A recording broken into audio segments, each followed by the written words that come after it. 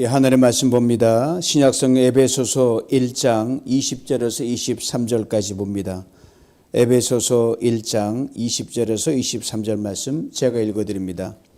그의 능력이 그리스도 안에서 역사하사 죽은 자들 가운데서 다시 살리시고 하늘에서 자기의 오른편에 앉히사 모든 통치와 권세와 능력과 주권과 이 세상뿐 아니라 오는 세상에 일컫는 모든 이름 위에 뛰어나게 하시고 또 만물을 그의 발 아래에 복종하게 하시고 그를 만물 위의 교회의 머리로 삼으셨느니라.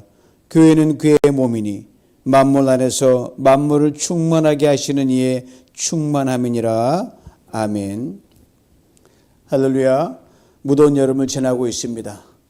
무더운 여름 주님 집 건강함으로 말씀 앞에 찬양하며 또 기도하는 가운데 건강한 여름 하루하루 보낼 수 있기를 축복합니다. 이제 함께 나눌 말씀의 제목은 우리를 충만케 하시는 예수. 이 제목으로 오늘 좀 말씀을 가지고 은혜를 나눌 때 하느님께서 여러분의 마음과 삶 속에서 충만하게 마시기를 축복합니다. 에베소 1장에 유독 많이 등장하는 표현들이 있어요. according to, 즉 뭐뭐 하심을 따라. 5절에 그 기쁘신 뜻에 따라, 7절은 그의 은혜의 풍성함을 따라, 9절은 그의 기뻐하심을 따라, 11절은 모든 일을 그의 뜻의 결정대로 일하시는 이의 계획을 따라, 19절은 그의 힘의 위력으로 역사하심을 따라. 자, 뭐뭐 하심을 따라라는 말은 뭐냐면요, 그것의 결과로 그런 말입니다.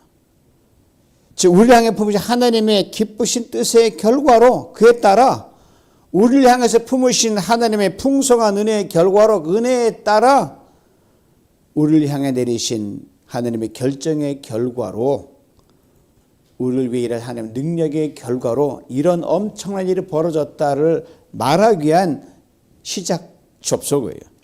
그 결과로 우리가 하나님의 자녀가 되었고요, 하나님의 기업이 된 겁니다. 중요한 것은 이게 하루아침에 된 것이 아니라 우리가 알지도 못하는 신비스러운 영원전 창세전 그때에 이미 하나님은 그렇게 계획의 은혜와 경륜에 따라 이렇게 됐다는 거죠. 이것이 너무 신비하고 놀라운 일이라고 바울은 구구절절히 고백을 하고 있습니다. 이 신비한 하나님의 구원의 경륜 속에서 바울이 먼저 예수를 믿게 되었고 그 복음을 들은 에베소 교회 성도들이 예수를 믿게 된 것이다, 이렇게 설명을 합니다. 나는 아무것도 한 게 없다. 하나님의 경륜에 따라 그저 때가 참여하게 됐다, 이렇게 자기를 고백하고 있어요. 여러분과 저는 바울보다 2000년이나 뒤늦은 때에 예수를 믿고 구원받았으니까 사실 우리는 더 신비하고 놀라운 구원을 받은 거예요. 사실 바울이 예수 그리스도를 육신적으로 보지는 못했습니다. 십자가 부활 사건이 갓 구워낸 찐빵처럼 김이 모락모락 나고 있었고 막 뜨거울 때 그때 예수를 만났으니까 아주 가까운 사건 옆에 있었거든요. 뭐 어떻게 보면 대단한 것도 아니죠. 그 사건 속에 있었으니까. 그런데 우리는 뭐 이미 김이 모락모락 다 식어가지고 딱딱해진 그런 김 빠진 소식인데 2000년 후에 말씀을 듣고 말씀을 보고 깨달음으로 예수를 믿었다는 거, 이게 기적입니다.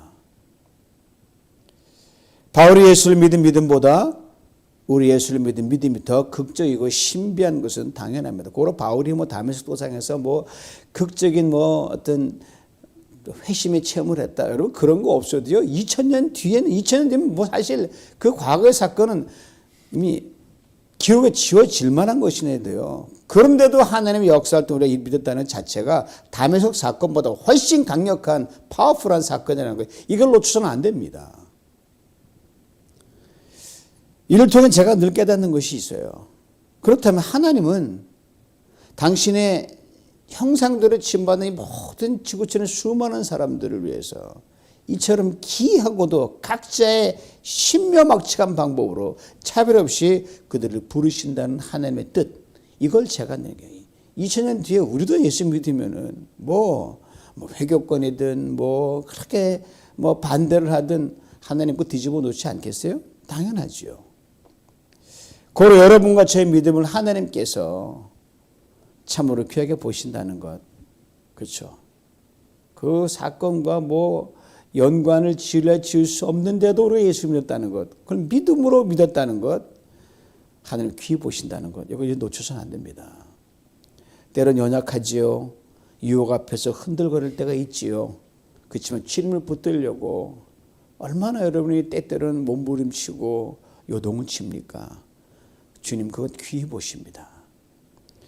이것을 꼭 기억할 수 있길 바랍니다. 그러게 성경에 이렇게 분명히 말합니다. 히브리서 10장 38절이에요. 나의 의인은 믿음으로 말미암아 살리라. 또한 비로물로 가면 내 마음이 그를 기뻐하지 아니하리라. 바울이 전한 복음을 듣고 에베소 교회 성도들이 눈물 젖은 빵을 먹으며 고난의 일생이었던 그 척박하고 그 핍절한 그런 삶을 살면서도 사랑 안에 이들이 똘똘 뭉쳤습니다. 그리고 믿음을 지키기에 힘썼습니다. 참 예사로운 일이 아니거든요. 이 소식을 누군가 바울에게 전해줬습니다. 바울이 당장에도 가서 참 여러분 잘하고 있습니다. 칭찬해주고 싶은데 지금 몸이 감옥 안에 있는 이 죄수의 몸이라 꼼짝달짝도 할 수가 없습니다. 크게 기뻐하고 크게 감사하면서 내가 뭘 이들에게 해줄 수 있을까? 그게 바로 뭐예요? 편지글을 써서 쓰는 건데 그 편지글 속에 아주 그 에베소 성도들이 이렇게 됐으면 좋겠다는 그 목회자가 성도들에게 바라는 최선의 기도문을 작성한 거예요. 이걸 지난 시간에 살펴보면 4가지 기도문 아니었습니까? 하나님을 알게 하여 주시옵소서. 더 깊이. 둘째로 하나님의 부르심의 소망이 무엇인지 잘 알게 해 주옵소서. 세 번째가 성도 안에서 기업의 영광의 풍성함이 무엇인지 이 성도들로 알게 해 주시옵소서. 넷째가 우리에게 베푸신 능력이 얼마나 큰지를 알게 하옵소서. 이제 바울이 오늘 본문에서 이 4번째 기도를 구체적으로 적어 내려가는 대목이 오늘 본문입니다. 시작을 이렇게 열죠. 그의 능력이, 벌의 능력에 대해 바울은 바로 앞절인 19절에서 이렇게 설명합니다. 그의 힘의 위력으로 역사하심을 따라 믿는 우리에게 베푸신 능력의 지극히 크심이 어떠한 것을 너희로 알게 하시기를 구하노라. 우리에게 베푸신 능력의 지극히 크심이라고 했습니다. Exceedingly great power. 그렇습니다. 하나님 여러분, 당신 우리에게 베푸신 능력이 얼마나 크고 놀라운지를 우리가 정말 알기를 원하십니다. 내가 이 정도 파워풀한 가시다. 시시한 하나님이 아니다 이거예요.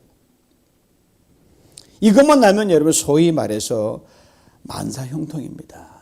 출애굽을 가른 그 기적보다 그 행하신 하나님 크지만 더 큰 일을 우리에게 행하시는 하나님이시니까 놀라운 일이죠.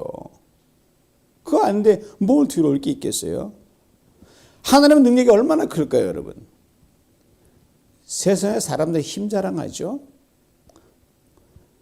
내 힘이 얼마나 세다는 것을 세상에 알아주기를 원하고 또 보여주기를 원해. 그래야 남들이 나한테 무릎 꿇는 것처럼 보이지만 며칠 전 대한민국의 SSBN이라고 불리는 미국의 전략 핵 잠수함이 부산항에 정박을 했어요.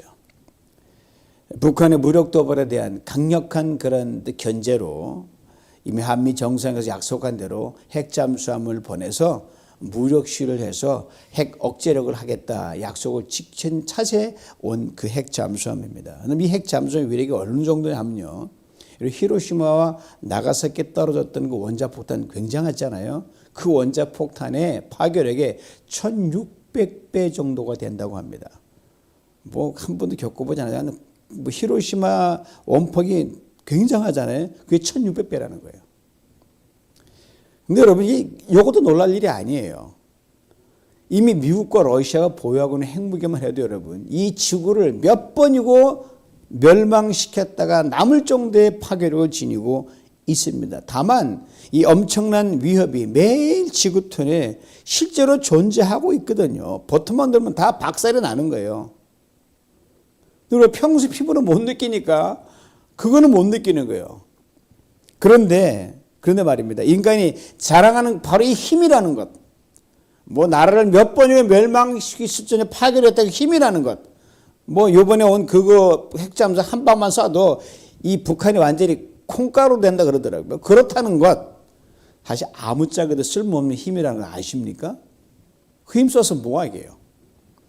대부분의 힘이 남을 죽이고 멸망시키는 사용하기 때문에 그런 힘 소용이 없어. 사망의 힘은요, 아무리 세도 그 무용지물입니다. 남을 죽이고 멸망시키는 무슨 힘입니까? 인간의 광기에 불과할 뿐입니다. 혹 인간의 누구를 살린다 해도 여러분, 그것조차도 극히 일부분의 의술에 불과할 뿐이에요. 하나님의 지혜를 주셨기에 그만한 의술을 행할 수 있었고 약을 개발할 수 있을 뿐입니다. 그것도 뭐 환자가 이야기하고 뭐 해야 조금 알아맞히지 그다음 뭐 속수무책이에요. 인간 애시당초 생명을 만들어내고 유지하는 거는 아무 무관한 무능력한 게 인간 존재입니다. 하나님의 고유의 영역이란 말입니다. 하나님의 생명 창조, 인간이 결코 범접할 수 없는 놀라운 크고 하나님의 고유의 능력의 영역입니다. 그런데 말입니다. 우리에게 이보다 더 크고 놀라운 능력을 베풀어 주었다는 사실, 이것을 우리가 정말 알기를 원하십니다. 무슨 능력입니까? 오늘 본문이 바로 이 능력에 대해 이렇게 말해줍니다. 20절 말씀을 먼저 봅니다. 그의 능력이 그리스도 안에서 역사하사 죽은 자들 가운데서 다시 살리시고 하늘에서 자기의 오른편에 앉히사라고 했습니다. 죽은 자들 가운데서 다시 살리시고라고 했습니다. 우리 모두는 죽습니다. 이것은 뭐 제 아무리 뭐 많이 노력을 해도 이거 뭐 해도 뭐 원자폭탄 뭐 수천 배 강한 생명력을 갖다 놔도 안 됩니다. 죽습니다. 죽음이 모든 인생의 종말입니다. 그런데 하나님께 이걸 되돌려 놓으시다는 겁니다. 하나님이 친히 사람이 되신 예수 그리스도 우리의 모든 허물과 죄를 다 짊어지시고 십자가에 죽으셨어요. 그도 모든 인간이 가는 그 길을 가신 거예요. 그런데 이 예수 그리스도를 거기에서 다시 살려내셨다는 거예요. 이 생명을 만드는 것도 힘이지만 이걸 죽은 생명을 살려내는 것, 이게 더 파워가 있지 않으면 안 되는 거예요. 이 예수를 다시 살리심으로 죄인인 우리가 그 죄로 인해 죽지 않고 영원히 살게 되었습니다. 왜요? 예수께서 죽으심으로 죄가 더 이상 우리를 다스리지 못하고 끝장났기 때문입니다. 이 예수를 살리신 하나님의 능력이 우리에게 베푸신 지극히 큰 능력입니다. 이것을 알고 믿는 것, 이게 예수를 믿는 겁니다. 아주 가장 심플해요. 예수 믿으면 뭐 잘 되고 뭐 출세하고 그건 그냥 부수적인 거예요. 그리스도 안에서 역사하사라고 했습니다. 그리스도 안에서 하나님의 지극히 큰 능력의 역사하사 부활하게 하셨다는 거거든요. 고로 그리스도 안에서 역사하사라는 말을요, 이렇게 다시 바꾸어서도 무방합니다. 예수 그리스도를 믿는 우리 그리스도인의 삶 속에서 우리 안에서도 이 말이에요. 무슨 말이에요? 하나님의 지극히 큰 능력이 역사하사 우리도 그 죽음에서 우리를 다시 살려내신다는 겁니다. 그럴 때 우리는 결코 죽지 않습니다. 참 신비하죠? 죽어도 영원히 다시 사는 부활의 능력이 우리 안에서 역사하기 때문입니다. 여기서 잊지 말아야 할 매우 중요한 한 가지가 있어요. 예수 그리스도를 다시 살리신 하나님의 크신 능력이 그 미치는 범위가 어디까지냐는 거예요. 시간은 어디까지 멈추고 범위는 어디까지냐. 이게 오늘 보면 21절에 이렇게 분명하게 말해줍니다. 이 세상뿐 아니라 오는 세상에, 그래서 부활의 능력은 지금 우리가 육신이 있고 사는 이 땅은 물론이거니와 죽음이 우리가 맞게 될 천국에서 한시도 멈추지 않고 강한 능력으로 계속해서 영원히 역사하신단 말이에요. 이것을 예수님이 땅에 계실 때 오라베 나사로가 죽어 무덤에 묻혀 장사 시체가 썩는 그 냄새가 나는 때 끝이잖아요. 절망하고 슬퍼하고 있는 그 동생, 네 동생 마르다에게 주님이 친히 말씀하셨어요. 요한복음 11장 25, 26절입니다. 나는 부활이요 생명이니 나를 믿는 자는 죽어도 살겠고 무릇 살아서 나를 믿는 자는 영원히 죽음을 보지 아니하리라. 그렇습니다. 예수 그리스도 안에서 육신이 없고 살지만 여러분, 이미 영원한 생명이 여러분과 제 안에 있기에 우리 여기 이 땅에서 지금 영혼을 살고 있는 거예요, 여러분. 여러분, 그래서 저는 나이가 인생에는 큰 의미가 없어요. 뭐 70을 살든 100살 살든 영원히 있기 때문에 그거 뭐 휙 넘어가는 거니까 영원히 사는 것에 지금 저 스타팅이에요. 고로 그리스도인은 우리는 마지막 날에 우리가 부활하게 될 것이라는 저 먼 미래에 종말적 소망만 바라보고 사는 것이 아니란 겁니다. 그럼 얼마나 피곤하겠어요. 그때를 위해서 오늘 고생한다니까 얼마나 그 참 서글퍼요. 즐기지도 못하고. 여기 오늘 이 땅에서 바로 현재 here and now 여기에서 하나님 부활의 능력을 실시간으로 경험하고 누리며 사는 것, 이게 부활하면 이거 큰 능력입니다. 오늘 견디지 못하게 하면 하나님의 능력이 무슨 소용이 있겠습니까? 이에 대한 분명한 약속에 대해 오늘 보면 이렇게 설명합니다. 20절 끝에서 21절까지 봅니다. 하늘에서 자기의 오른편에 앉히사 모든 통치와 권세와 능력과 주권과 이 세상뿐 아니라 오는 세상에 일컫는 모든 이름 위에 뛰어나게 하시고 하늘에서 자기의 오른편에 앉히사라고 했습니다. 침례는 사도신경은 하지 않지만 다른 모든 교단은 사도신경을 외우잖아요. 예배 때마다. 사도신경 한 구절 아니에요. 우리가 늘 해봤지만. 이 말씀이 얼마나 힘과 응유가 되는 말씀인지 여러분 아셔요? 그래서 우리는 하나님 보좌 우편에 앉으사 그렇게 그냥 암송만 하는 그런 구절이 아니에요, 여러분. 여기서 잠시 예수님이 이 땅에 계실 때 베드로에게 하신 말씀을 다시 불러와야 됩니다. 마태복음 16장 19절에 들어보셔요. 내가 천국 열쇠를 내게 주리니 내가 땅에서 무엇이든지 매면 하늘에서도 매일 것이요 내가 땅에서 무엇이든지 풀면 하늘에서도 풀리리라. 부활하신 예수님께서 하나님 아버지 우편에 앉으셔서요. 이 말씀이 성취된 겁니다. 우리가 비록 땅에 살지만 하늘에 주님이 계시니까 늘 연결되어 있거든요. 계속. 우리의 때는 하나님의 백성으로 하나님의 뜻을 이루기 위한 선을 도모하기 힘쓸 때 세상은 우리에게 얼마나 거대한 장벽입니까? 막힌 담처럼 꼼짝도 안 해요. 우리 힘으로는 감당할 수가 없습니다. 나가 떨어질 수밖에 없어요. 그러나 하나님 우편에 앉은 예수 그리스도께서 우리에게 메고 푸는 능력의 열쇠를 주셨단 말이에요. 예수님께서 하늘 보좌 우편에서 그러면 우리에게 오늘도 동일하게 말씀해 주십니다. 땅에서 뭐든지 매라. 내가 하늘 보좌 우편에서 매마. 풀어주마. 땅에서 뭐든지 풀라. 내가 하늘 보좌 우편에서 뭐든지 풀어주겠노라. 그대로 이루어지는 겁니다. 이 능력으로 우리는 세상을 이길 수 있습니다. 우리가 사는 세상의 힘들, 즉 모든 통치와 권세와 능력과 주권, 그 어떤 높은 이름이라도 예수를 죽고 나와 살리신 하나님의 크신 능력으로 우리가 메고 풀 수 있다는 말씀입니다. 이것을 잊지 말아야 됩니다. 21절에 예수 그리스도의 이름을 모든 이름 위에 뛰어나게 하신다는 구절이 있습니다. 이 예수 그리스도 이름 안에 여러분과 저 우리의 이름이 들어가 있다는 거예요. 하나님께서 우리의 이름을 세상에서 뛰어나게 하신다는 약속입니다.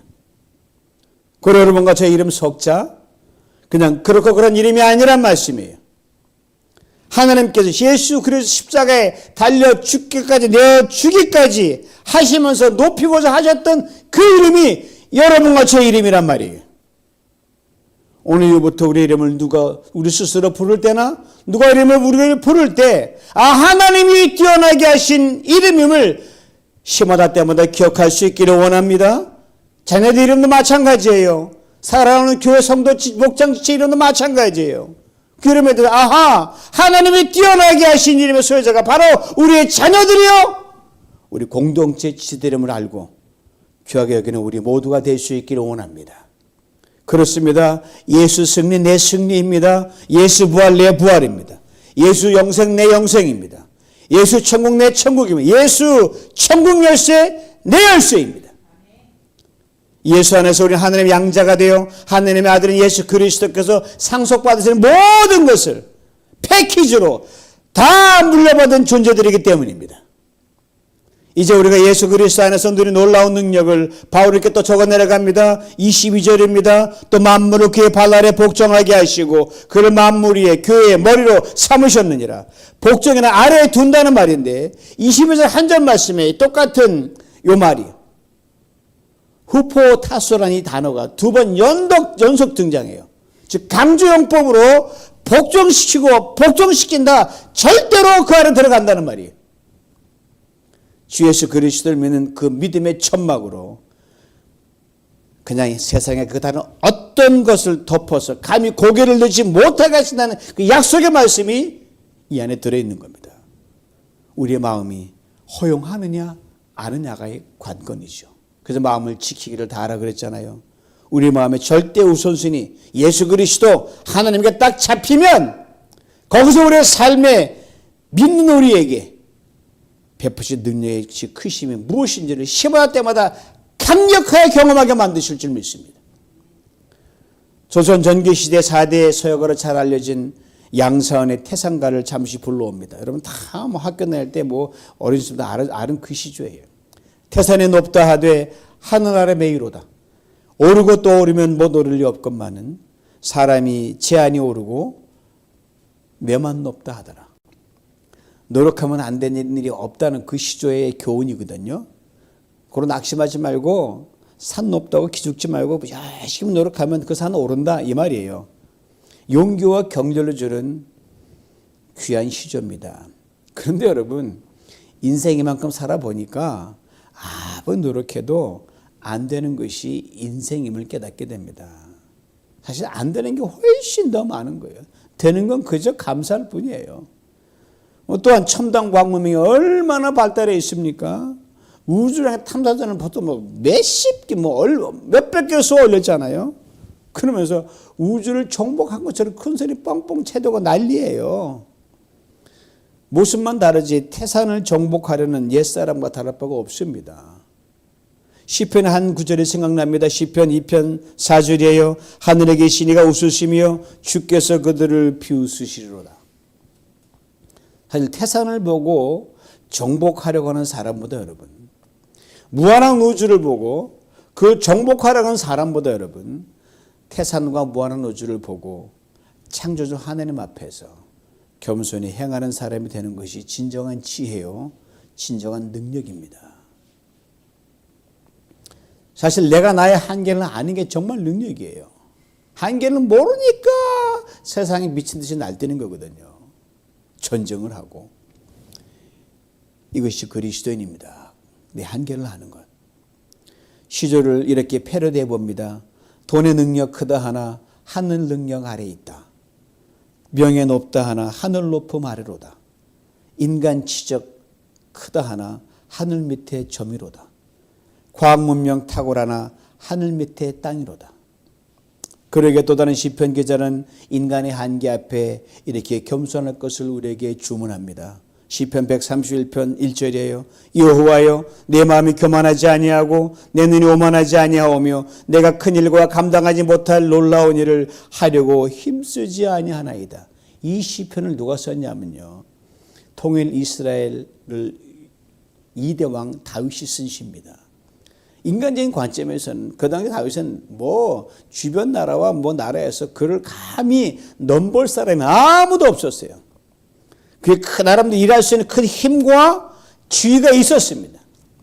그러나 그는 언제나 자신이 하나님 앞에 서 있다는 것을 늘 기억했습니다. 홍군 대단히 한다 해도 하나님께 은혜를 주셨기 때문이라고 그렇게 그는 겸손히 고백했습니다. 그러니까 뭘 하든 자신의 모든 바로 하나님 발 밑에 갖다 놨어요. 맞지요? 하나님께서 만물을 당신에게 복종하게 하셨고 훗날 예수 그리스도께서 사람의 아들 즉 인자로 계실 때 이 하나님께 복종하셨는데 다시 두말할 필요가 없습니다. 하나님께서 예수 그리스도를 죽은 자 가운데 다시 살리셔서 하나님의 아들이 되게 하셨기에 만물이 창조자 하나님의 아들 예수 그리스도에게 복종하게 하신 것 당연합니다. 마음의 주가 되게 하셨습니다. 바로 이 마음의 주가 된 예수 그리스도 하나님께서 교회의 머리가 되게 하셨습니다. 예수 그리스도가 교회의 머리가 되셨다는 것은요. 교회가 곧 세상을 통치하는 힘과 능력을 지니게 되었다는 말입니다. 칼이 아니라 말씀의 검으로 사랑의 검으로. 이게 가장 큰 힘이거든요. 즉 교회가 세상을 다스리고 이끌어가는 힘이 되었다는 말이에요. 지금 교회가 세상을 다스리는 그 힘, 물론 잘하고 있지만 더 다른 힘에 의존할 때 얼마나 많아요. 그러니까 세상에서 우리가 빛을 못 본단 말이죠. 교회의 힘의 원천은 건물이 아닙니다. 교회의 구성원인 성도들도 아닙니다. 교회 재정도 아니고요. 시스템도 아닙니다. 하나님의 지극히 크신 능력으로 죽은 자들 가운데 다해 살리신 예수 그리스도 우리 주님이, 이 예수가 교회의 머리가 되십니다. 이 예수가 교회의 성도된 우리 한 사람 한 사람의 머리가 되십니다. 고로 우리를 다스리는 것은 우리의 경험도, 지식도, 명예도, 출신도, 돈도, 소위 말하는 세상에 대단한 것도 아닙니다. 바로 예수 그리스도 그분이십니다. 이것을 분명히 깨달은 바울이, 그 바울이 위대한 게 바로 이거예요. 예수를 정확하게 알았거든요. 탁월한 고백을 합니다. 빌립보서 4장 13절에 내게 능력 주시는 자 안에서 내가 모든 걸 할 수 있느니라. 내 입으로 할 수 있는 게 아무것도 없다. 주님 주시면 뭐든지 한다는 그 말이거든요. 나 항복 이 말이에요. 이것을 바울은 이게 구체적으로 설명합니다. 빌립보서 4장 11절이에요. 내가 궁핍함으로 말하는 것이 아니니라. 어떤 형편이든지 나는 자족하기를 배웠노니. 바울의 인생에서 대표적으로 바울이 뭐가 없었을까? 딱 하나만 뽑으라면요. 저는 궁핍을 하나 들고 싶습니다. 소위 말하는 가난과 궁핍에 수없이 내몰려도요. 가난과 궁핍이 가져다주는 결핍을, 부족을 그는 전혀 느끼지 못했던 사람입니다. 그렇기에 그는 이렇게 고백합니다. 빌립보서 4장 22절이에요. 나는 비천에도 처할 줄도 알고 풍부에 처할 줄도 알아. 모든 일, 곧 배부름과 배고픔과 풍부와 궁핍에도 처할 줄도 아는 일체의 비결을 배우노라. 전천후 생존 능력을 갖춘 바울이었습니다. 그리고 생존을 넘어 삶의 모든 상황을 그 자체로 즐긴 사람이 바울이었습니다. 왜요? 예수 그로 그의 삶이 충만했기 때문입니다. 이것이 교회의 능력입니다. 이것이 그리스도인의 권세입니다. 이에 대해 오늘 본문 그 끝에서 이렇게 우리에게 말씀해 줍니다. 23절 들어보세요. 교회는 그의 몸이니 만물 안에서 만물을 충만하게 하시는 이의 충만함이니라. 저는 이 말씀 묵상하면서 가슴 벅찬 감동이 밀려왔어요. 와, 얼마나 파워풀한 말씀인지. 교회 그리고 성도를 향한 예수 그리스도의 충만이 무엇인지를 충만하게 설명해 주는 표현이 또 어디 있을까? 그런 생각이 들었기 때문입니다. 우리나라 표현이 아주 이 추상적으로 잘 안 잡히죠. 그래서 제가 여러 버전을 봤더니 그래서 좀 눈에 와 닿는 Amplified 영어 성경을 봤어요. 이렇게 구체로 적어 놓았더라고요. The church is his body, the fullness of him who fills and completes all things in believers. 교회는 예수 그리스도의 몸으로 예수 그리스도의 충만함이 있는 곳입니다. 이미 주님이 구원받은 바에서 주님 충만이 임했기 때문에 구원한 거거든요. 예수 그리스도는 그 당신의 그 충만함으로 모든 믿는 이들의 모든 것들을 채우십니다. 그리고 완전하게 하십니다. 이 의미예요. 사랑하는 성도 여러분, 예수 안에서 우리의 모든 것을 채우시고 완전케 하시는 그 충만이란 예수 그리스도를 채우서는 도는 삶에서 예수 그리스도 그 삶을 완전히 책임지시는 그 충만입니다. 이것저것 셀 수 없이 많은 거 다 채운다고 충만해지는 결코 아닙니다. 가질 수만 많으면 무슨 충만입니까? 오합지졸이죠. 오직 하나로 꽉 차서 그 어떤 것도 필요하거나 부족함이 없는 것, 이게 충만입니다. 바로 하나님 한 분만으로, 예수 한 분만으로 만족한 겁니다. 이 충만을 누렸던 바울의 고백을 다시 한번 들어보세요. 내가 예수 그리스도 아는 지식이 가장 고상하여 다른 모든 것들은 배설물로 여기노라. 나는 예수 한 분이면 된다. 이렇게 예수로 충만한 바울, 그런 세상에 감당할 수 없는 사람이었습니다. 온 세상이 다 그에게 덤벼들어도 세상보다 크신 예수로 이미 충만한 그는 아니 박보다 큰 사람이었어요. 이것이 교회와 성도들에게 주는 주님의 충만함입니다. 이 충만함에 있는 교회는요, 세상을 충만하게 합니다. 이 충만함에 있는 성도들은요, 남을 충만하게 하고 부유하게 합니다. 그리고 사랑하는 성도 여러분, 우리를 구원하시고 자녀 삼아주신 기쁨으로 충만한 삶을 살아갈 수 있기를 원합니다. 오늘 여기 이 땅을 살아가는데 성령께 이끌려 어떤 상황에서도 우리 모든 걸 채우시고 완전케 하신 그런 충만함으로 우리가 만나는 모든 이들에게 하나님의 능력 안에서 예수 그리스도의 생명권을 나눠주는 우리 모두가 될 수 있기를 간절히 원합니다. 이 예수 그리스도께서 교회와 성도들에게 주시는 이 충만함으로 이것만 있으면요, 때론 가난한 자의 자리에 내려가더라도 결코 가난하게 하지 않게 하십니다. 오히려 우리를 부유케 하십니다. 주는 자로 살아가게 하십니다. 연약한 자의 자리에 내려간다 할지라도 결코 연약해지지 않게 만드셔요. 오히려 강하게 하십니다. 추한 자리에 내려간다 할지라도 우리를 추하게 만들지 않으십니다. 오히려 거룩으로 옷을 덧입혀 주십니다. 우리에게 충만하게 하신 예수 그리스도를 어찌 자랑하지 않을 수 있겠습니까? 이 충만함을 매일 새롭게 경험하고 간증하며 살아가는 우리 모두가 될 수 있기를 주님의 이름으로 축원합니다. 기도합니다. 하나님 아버지 감사합니다. 주님의 충만함으로 우리를 다시 충만케 이 밤 되게 만들어 주시옵소서. 하나님 아버지 충만함으로 하나님 아버지 넉넉히 모든 인생 한계를 넘어갈 수 있도록 하시고 이 충만함 속에 날마다 찬양이 우리 삶에 터져나오고 말씀에 이루어지며 그 찬양 안에서 주님을 온전케 하시고 모든 베푸심을 보는 이 충만함으로 날마다 승리하며 이 충만함을 나누는 가운데 천국을 이루는 우리 모두의 삶 되게 만들어 주시옵소서. 이 충만한 가운데 사람 모든 성도가 갖고 있는 모든 연약함과 질병과 나약함 예수 이름으로 충만함으로 이 시간 물리쳐 주시옵소서. 떠나가게 하여 주시옵소서. 이 충만한 가운데서 넉넉히 이기며 이 자리에 있는 그 삶 속에서 천국의 이름을 살게 만들어 주시옵소서. 예수님의 이름으로 기도하옵나이다. 아멘.